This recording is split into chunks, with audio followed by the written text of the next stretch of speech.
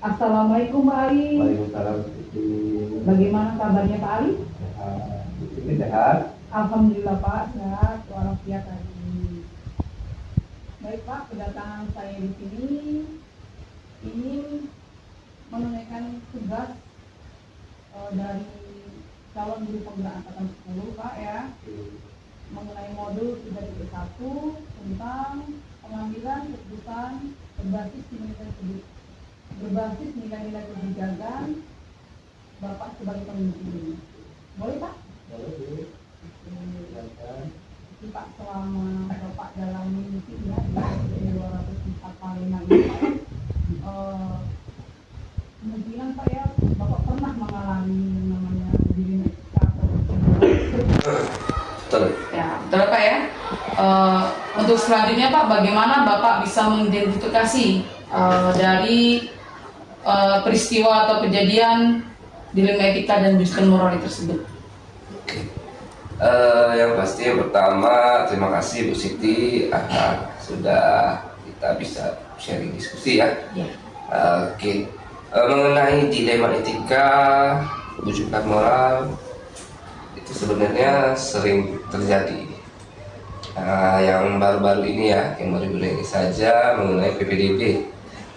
PPDB ada beberapa orang tua siswa yang secara aturan tidak bisa masuk ke sekolah kita karena sekolah kita kan secara zonasi terus ada umur. Umur atau usia ini paling kecil adalah 5,6 ya, paling kecil secara dapodiknya. Nah, tapi kebanyakan dari orang tua yang ada Pak Ali ini di bawah itu, dengan berbagai macam cara mereka ya pendekatan, ada yang mau kasih uang atau segala macam. Tapi alhamdulillah sampai saat ini untuk yang tidak sesuai aturan tidak bisa Bapak terima. Kayak gitu. Berarti dilema etika Bapak yang Bapak alami itu tentang PBDP Pak ya, Iya. di mana banyak syarat-syarat yang belum terpenuhi oleh anak tersebut dan orang tua tersebut bagaimana caranya bisa masuk di 204 Palembang ini Pak ya? Iya betul sekali. Pak, berarti Bapak ini lebih ke berpikir berbasis peraturan ya Pak ya? Kalau seharusnya itu kan aturan, betul ya, kalau seharusnya itu kan memang tidak diperbolehkan dan itu Bapak ambil keputusan tersebut memang tidak mengiyakan atau tidak menerima ya. Oke. Untuk selanjutnya Pak ya, dalam pengambilan keputusan Pak ya, di yang tadi Bapak sudah utarakan permasalahannya Pak ya, dari kasus-kasus tadi Pak ya, itu kan mengandung kepentingan sama-sama benarnya Pak ya. Betul. Oke. Terus bagaimana untuk nilai kebajikan dari Bapak? Oke. Jadi menurut pandangan orang tua benar, karena mereka sudah masuk usia sekolah. Jadi menurut Bapak juga betul. Kenapa? Karena sesuai aturan yang tak bisa kita ganggu lagi. Karena kalau dulu bisalah kita menyelip-nyelipkan anak yang di bawah 5,6. Tapi kalau sekarang secara dapodiknya itu susah. Nah, itu yang bisa bingung Bapak. Jadi apa yang Bapak sarankan kepada orang tua, meminta mereka untuk sabar menunggu untuk tahun depan dan diberikan semacam apa ya, maksudnya pandangan ke depan untuk apa anak itu di sekolahnya cepet-cepet kalau belum usianya. Takutnya anak itu seperti apa. Nah, di situ Bapak berikan suatu pandangan untuk orang tuanya. Tapi alhamdulillah sampai saat ini beberapa orang tua yang menemui Bapak tersebut menerima, alhamdulillah seperti itu. Oke, baik Pak ya. Berarti Bapak lebih menekankan kepada orang tua untuk lebih sabar lagi ya. Iya betul. Karena ini kan jatuhnya ke apa tuh Pak namanya, lebih ke jangka panjang dan jangka pendeknya Pak ya. Oke. Kalau kita mau banyak siswa, oke, kita bisa terima, tapi aturan. Oke Pak, untuk selanjutnya Pak ya, apakah ada tantangan Pak? Kalau masalah tantangan pasti ada ya Bu Siti. Di awal ada yang pertentangan kan, adanya kengototan dari orang tua siswa tersebut ingin memasukkan anaknya dengan argumen mereka. Nah, di situ yang menurut Pak Ali kita butuh namanya amunisi. Amunisinya itu apa? Kita harus membaca aturan secara jelas, baik dari kementerian maupun yang perwali yang sudah di SK-kan oleh Pak Wali Kota. Nah, di situ kita acuan kita. Jadi kita nggak bisa ngegugat lagi. Tapi jikalau anak tersebut secara aturan umurnya masuk, ya enggak, tapi dia tidak daftar online, itu masih bisa kita pertimbangkan. Tapi kalau ini salah satu syaratnya saja tidak bisa, kenapa harus kita gulkan? Nah, di situ kita perlu banyak amunisi, terus juga harus sering berkonsultasi dengan orang yang berkepentingan. Contohnya pada kesiswaan di Dinas, ya. Jadi kita sering konsultasi sama mereka bagaimana ketika menemukan kejadian seperti ini, solusinya seperti apa. Nah, itu kita juga harus tetap konsultasi kepada Dinas Kota. Oke. Berarti Bapak Ali selaku pimpinan ini ketika mengambil keputusan juga melibatkan kepentingan apa pemangku, ya Pak? Ya, pemangku kepentingan seperti kepala dinas atau pengawas, Pak ya. Jadi kesannya apa yang sudah Bapak ambil atau keputusan sudah Bapak ambil itu kuat, Pak, ya dasarnya, Pak, karena memang sudah ada peraturan perwali dari Kemendikbud. Oke, Pak. Untuk selanjutnya, Pak, ya, setelah Bapak mengalami dilema etika ini, Pak, ya, yang tadi kan tentang PPDB tadi, apa Pak yang Bapak bisa petik dari pengalaman yang terjadi ini? Oke, pengalaman yang bisa Bapak petik yang pertama adalah Bu Siti, sering baca, harus baca secara detail apa-apa, dan juknisnya itu dibaca secara benar, yang mana yang boleh, mana yang tidak boleh, mana yang bisa, mana yang harus punya kebijakan dari kepala sekolah. Nah, itu perlu kita baca-baca lagi. Yang kedua adalah kita harus sabar dalam menghadapi semua hal yang ada di sekolah, terutama tadi masalah PPDB tadi. Yang ketiga adalah komunikasi. Komunikasi itu penting sekali bagi kita, karena kalau kita komunikasi yang baik, insya Allah hasilnya juga akan baik. Dan dalam komunikasi itu juga kita harus melibatkan pemangku kepentingan, mulai dari dinas, kota, pengawas, kasih kesiswaan maupun kepala dinas maupun komite sekolah. Dan mungkin 3 hal inilah yang menjadi renungan Bapak ke depannya, harus lebih intens lagi. Seperti itu, Siti. Oke. Tadi Bapak sudah mengatakan bahwa harus lebih lagi membaca atau literasi, Pak, ya, tentang peraturan tentang PPDB yang akan datang, biar nantinya tidak salah kaprah atau tidak terjadi miskonsepsi antara orang tua, ya Pak, ya. Ini kan tentang peserta didik pasti ke wali murid. Untuk kedepannya mungkin lebih baik lagi dalam berkomunikasi, berkoordinasi dan juga berkolaborasi dengan pemangku yang lainnya. Oke, Pak, terima kasih, Pak, atas waktunya. Semoga nanti bermanfaat bagi saya, dan saya akhiri. Wassalamualaikum warahmatullahi wabarakatuh.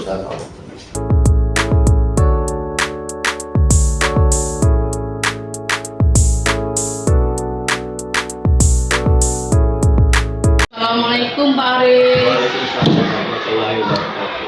Bagaimana kabarnya Pak Aris? Alhamdulillah baik, Ibu Siti.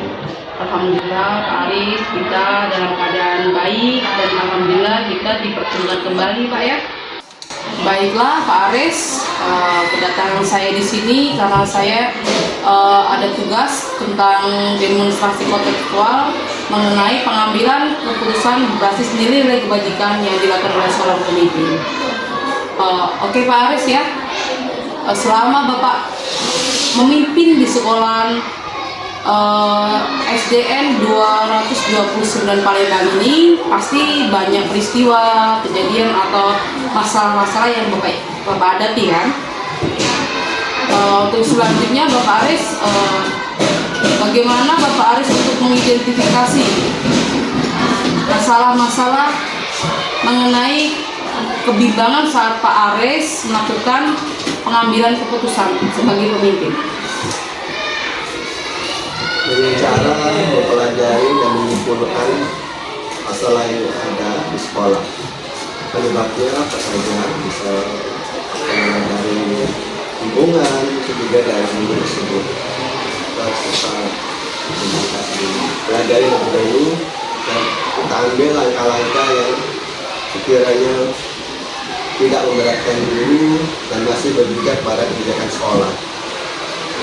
Baik Pak Aris, tadi mengatakan lebih ke mengambil langkah-langkah terlebih dahulu Pak ya, agar tidak memberatkan guru dan tetap dalam kebijakan sekolah. Nah, untuk spesifiknya seperti apa Pak? Yang dikatakan masalah tadi bisa dijabarkan? Mengenai tugas piket. Kalau di sekolah kami kan misal guru piket harus pukul 6.45 sudah standby di sekolah. Untuk guru yang jauh, misalnya ada guru betul pulang ke Kalentang lah, itu kasih tenggat waktu paling tidak 15 menit sebelum masuk untuk melaksanakan. Mereka datang dengan selamat, sudah saya sangat bersyukur. Tidak ada apa-apa dengan mereka, jadi saya sangat bersyukur. Oke. Nah Pak, dari tadi kasus yang Bapak utarakan kan pasti ya Pak ya, ada keduanya benar menurut Bapak dan juga benar menurut gurunya. Nah, untuk selanjutnya Bapak ya, yang saya akan tanyakan, langkah-langkah seperti apa yang bisa Bapak lakukan agar semua yang Bapak ambil atau semua keputusan yang Bapak ambil itu sudah berpihak atau sudah mengandung nilai-nilai kebijakan. Misal dari masalah piket tadi, kita minta guru yang bersangkutan berkoordinasi dengan teman yang lain untuk menggantikannya lebih dahulu. Kalau misalnya ada kerjaan atau kalau ketinggalan di jalan. Tapi alhamdulillah, walaupun mereka itu jauh, tetap on time rata-rata. Punten ya Pak ya. Jadi memang tadi pengambilan langkah Bapak sudah memberikan tenggang waktu ya, toleransi kepada guru yang bersangkutan, yang apalagi rumahnya atau jarak dari sekolah itu sangat jauh. Baik Pak, pasti Pak ya, dalam hal tersebut, dalam memutuskan itu pasti ada tantangan-tantangan ya. Nantinya bisa dari pihak guru atau oknum yang lain tidak terima karena kenapa dia seperti diistimewakan ya Pak ya, seperti keberatan. Nah, seperti apa Bapak untuk menindaklanjuti hal tersebut? Kalau saya pribadi sih mencari nih, misal antara si A dan si B, apa kelebihan A bisa menutupi kekurangan si B, dan apa kelebihan B bisa menutupi kekurangan si A. Jadi adanya koordinasi atau kolaborasi antara mereka untuk menunjang tugas sekolah. Baik, berarti Bapak yang ketika Bapak mengambil keputusan lebih menekankan kepada kelebihan dan kekurangan yang dimiliki oleh guru Pak ya. Apalagi nih Pak ya, untuk di sekolah itu memang perlu koordinasi dan kolaborasi yang sangat-sangat baik, karena itu tadi Pak, demi memajukan sekolah, demi menciptakan lingkungan yang aman, menciptakan kondusif lah intinya Pak ya, lebih nyaman, aman dan tenang, itu memang lingkungan yang didambakan oleh setiap sekolah. Baik Pak, dalam pengambilan keputusan nih Pak, biasanya kan ada pihak-pihak yang dilibatkan. Nah, pihak-pihak seperti apa? Pihak-pihak siapa saja Pak yang dilibatkan dalam pengambilan keputusan ini Pak? Misalnya kalau kayak kemarin kan, misalnya kalau ada kegiatan nih, mau acara 17 Agustus misalnya, itu kan pasti ada rapat kan di tim. Iya. Pengambilan keputusan itu berdasarkan atas suara terbanyak atau musyawarah untuk mufakat, mana yang lebih baik dan mana yang sedikit tidak baik kita tolerir lanjutkan. Jadi lebih baik ke mana yang lebih bermanfaat. Berarti Bapak ini ya, atau dalam pengambilan keputusan memang melibatkan guru-guru ya, seluruh warga sekolah, mungkin yang terdekat dengan Bapak itu wakil kepala sekolah juga dilibatkan, karena memang ya semua warga sekolah dilibatkan karena memang tujuannya bersama, yaitu memajukan atau menciptakan lingkungan yang kondusif tadi. Berarti Bapak melakukan kegiatan pengambilan keputusan ini dengan warga sekolah. Baik Bapak, untuk selanjutnya Pak ya,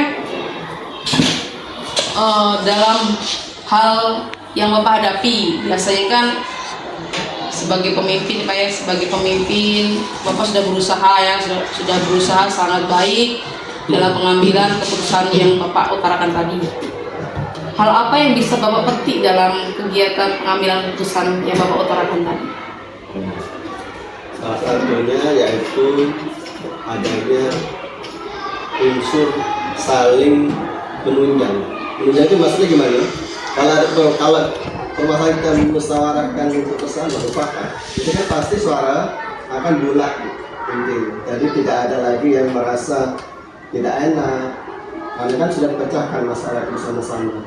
Jadi itulah fungsinya musyawarah untuk mufakat, bersama-sama mencari pemecahan, solusi, jalan keluarnya yang terbaik buat sekolah dan semua warganya. Saya rasa kalau seperti itu tidak akan muncul lagi kemungkinan kecil yang berseberangan pola pikirnya. Walaupun memang sebenarnya masih ada sih, tapi itu kan terlalu relatif kecil.